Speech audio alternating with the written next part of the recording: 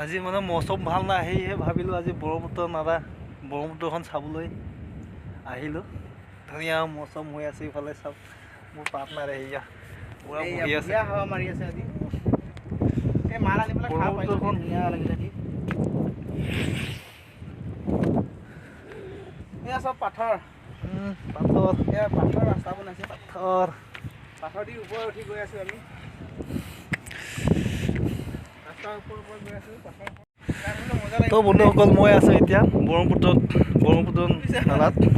এয়া মানুহে কয় যে গা ধুলে বোলে পাপ খণ্ডন হয়, সেয়েহে মই আজি ভাবিলোঁ বাৰু গা নুধুওঁ। মই হাত ভৰি ধুই পাপটো অলপ কাটি লওঁ মই ন, যিমান হ'লেও ব্ৰহ্মপুত্ৰৰ পানী গা ধুলে পাপ খণ্ডন হয় বোলে, সেইটো কাৰণে আজি গা ধুই লৈছোঁ।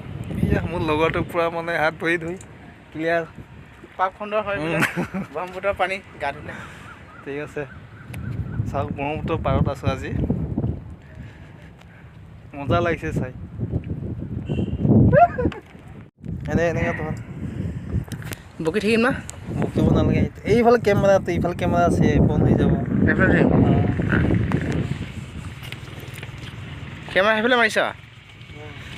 এয়া এতিয়া আমাৰ লগৰীয়াটো গা ধুব এইটো আজি ব্ৰহ্মপুত্ৰৰ পানীত। পাপ যদি আছে, পাপ খণ্ডন হ'ব তাৰ। মুখ হাত ধুই ল'ব দিছোঁ তাকো ভালকৈ।